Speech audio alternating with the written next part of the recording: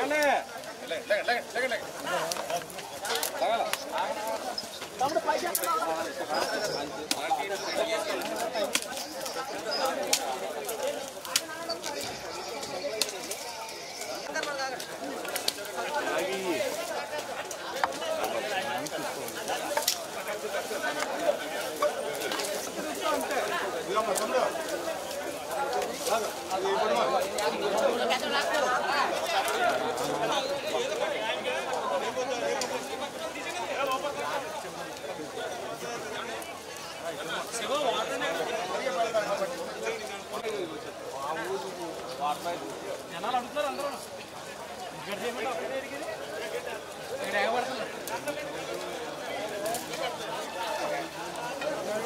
వస్తాయి కదా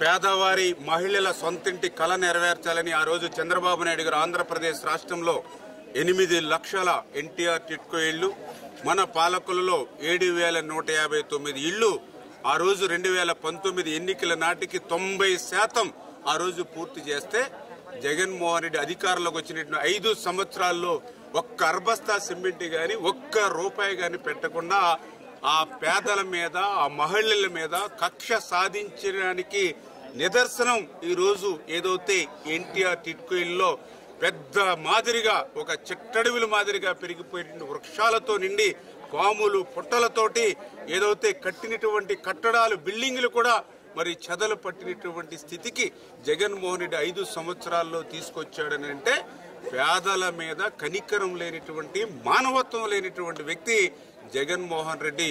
అందుకే ప్రజాస్వామ్యంలో రాజకీయాల్లో జగన్మోహన్ రెడ్డి వ్యక్తి ఉండడానికి అర్హుడు కాదు అనే విషయాన్ని సందర్భంగా తెలియజేసుకుంటూ ఉన్నా. అదేవిధంగా ఏదైతే ఎంతో కష్టపడి శ్రమించి మేము 2 సంవత్సరాల్లో 90% పూర్తి చేశాం.